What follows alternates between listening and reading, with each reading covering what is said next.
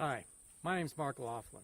I'm here to talk about being an ambidextrous rifleman, or as I call it, an ambidextral gunfighter. Now, why would you want to become an ambidextral rifleman or ambidextral gunfighter?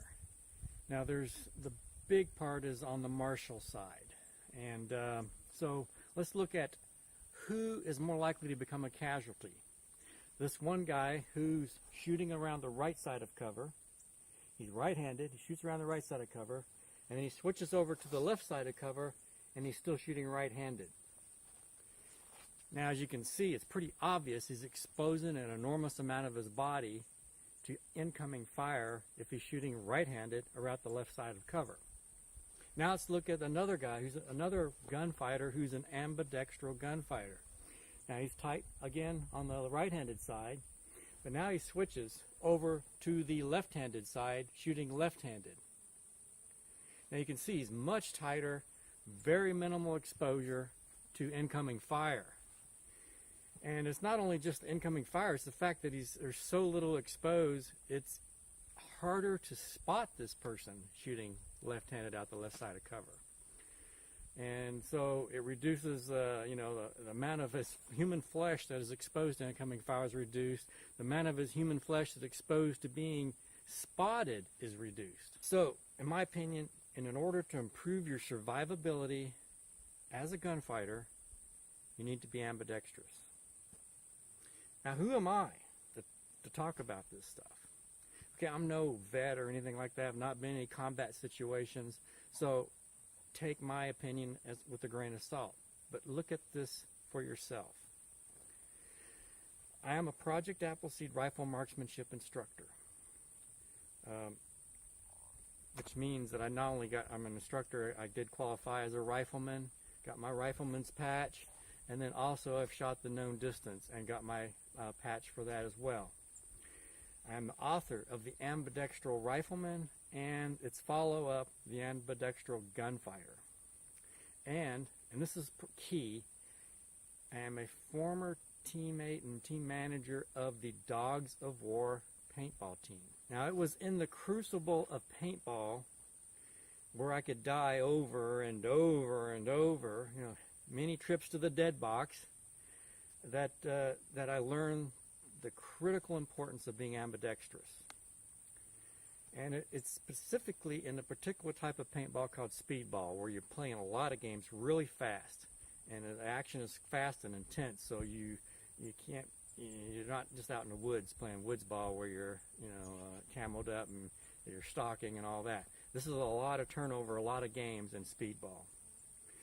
And so what we learned was that to avoid becoming a casualty, and everybody now in paintball knows this, or at least in the speedball side of it, that to make best use of cover, you must be ambidextrous.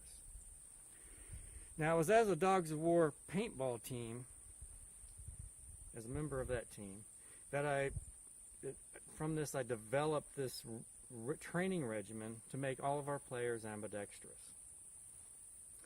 And this involves training the right eye and the left eye to both be able to pick up the sights of your weapon, or in this case, a paintball gun. And it meant training the body to perfectly mirror from right-handed side to left-handed side.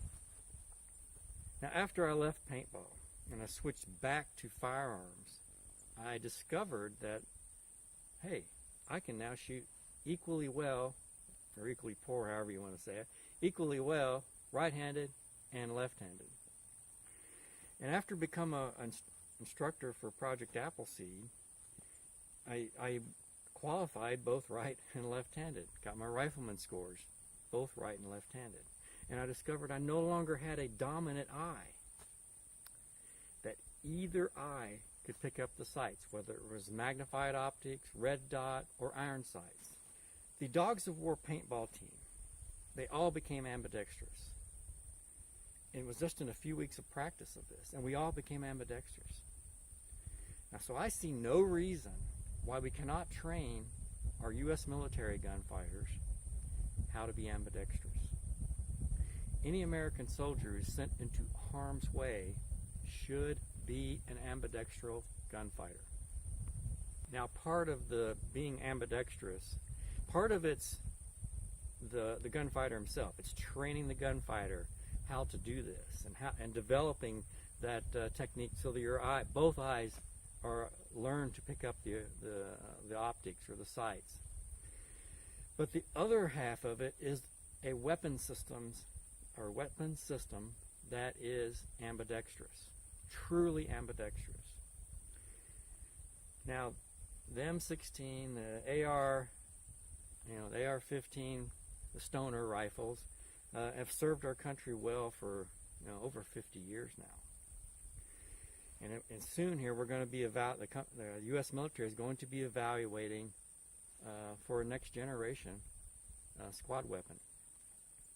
So, in my opinion, a key feature of this next generation weapon is that it be truly ambidextrous, truly useful for the ambidextral gunfighter. Now, what does it mean for a weapon to be truly ambidextrous? Everybody thinks, oh, if you can switch the bolt so that it works from one side to the other, now what was a right-handed gun is now a left-handed gun. A lot of the manufacturers tout that as being ambidextrous. That's not really the case. Basically, you're saying this can be a right-handed gun or a left-handed gun. It is not an ambidextrous gun. So what it requires to be truly an ambidextrous weapon system is perfect mirroring on both sides of the weapon with respect to the controls. All the controls must be mirrored perfectly from the right-hand side to the left-hand side.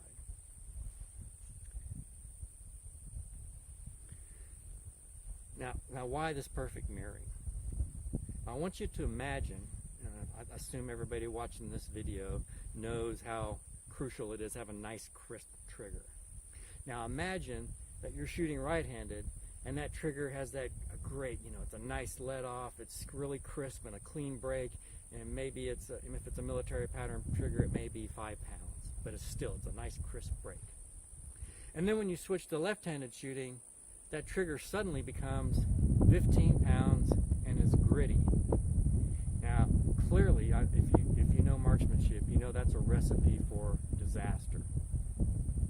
And that is why I cringe when I see AR-15 pattern rifles that have, that awesome ergonomic magazine released on the right-hand side, but when you go to the left-hand side, in order to accomplish a mag release on that side, you have to use these little kludgy things, like a little lever that attaches to the mag release, and it doesn't push in the same as it does on the right-handed side.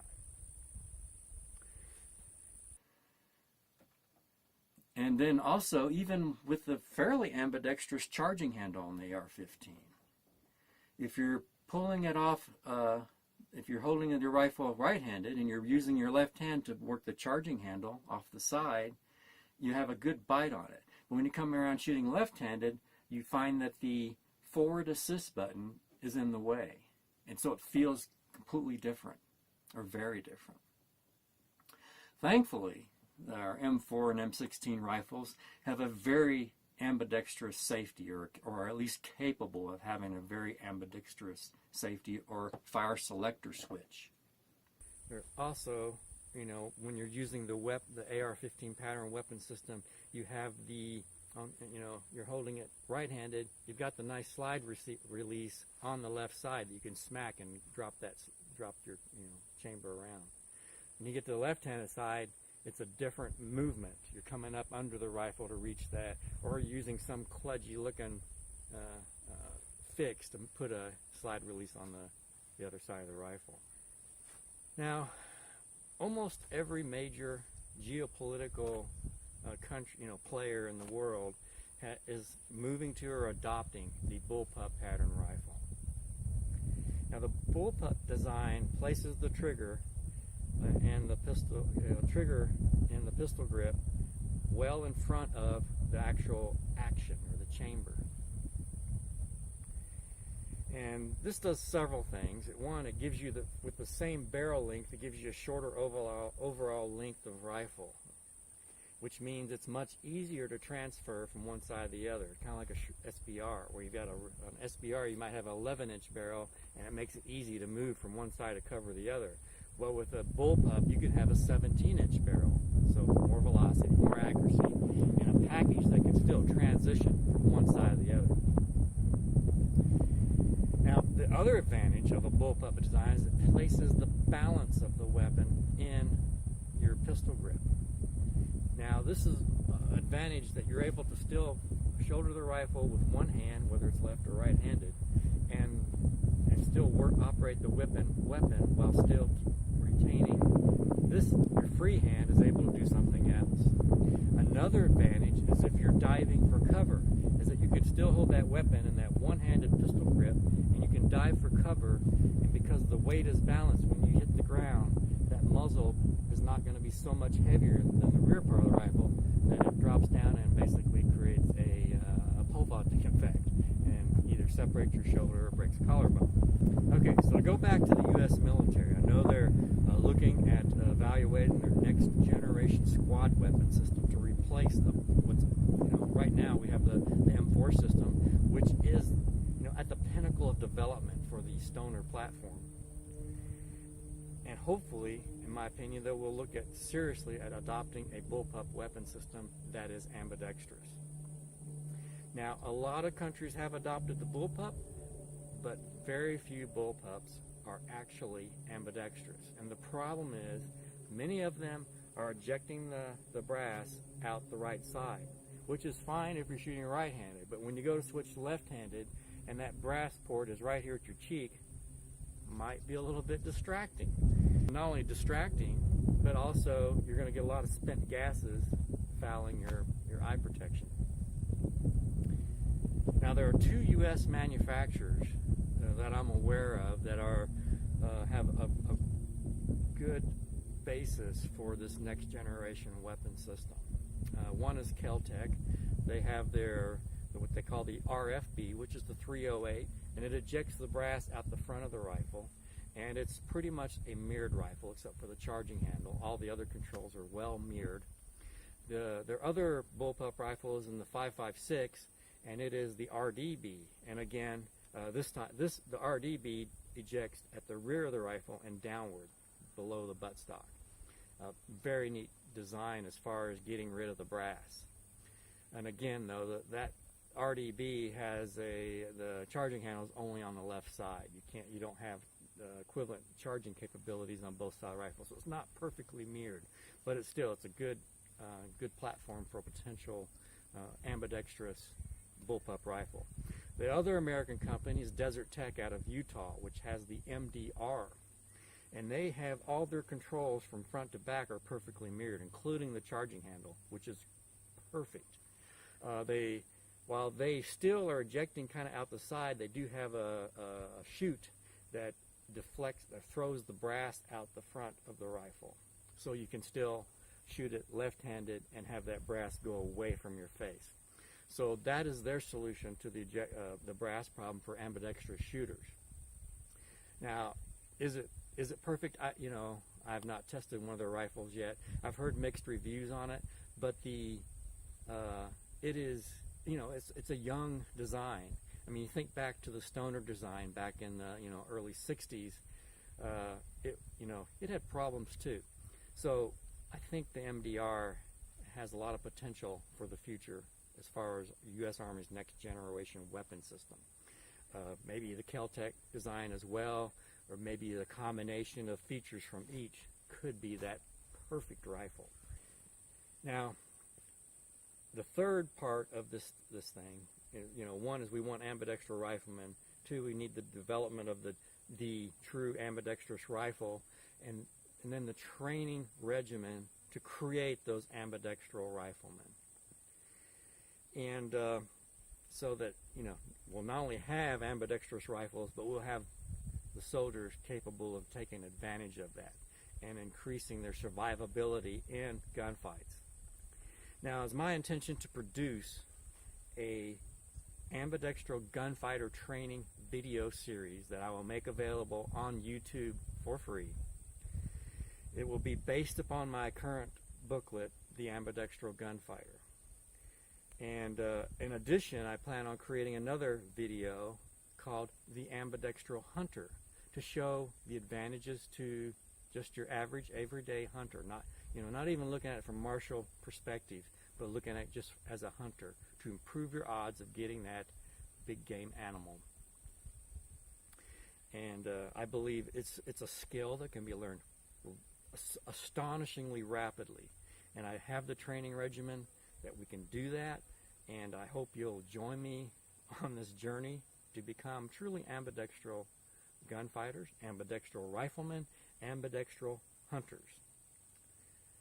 Thank you for watching the video. Please share and spread the word. And let's get this ambidextral advocacy out to the public. Thank you very much.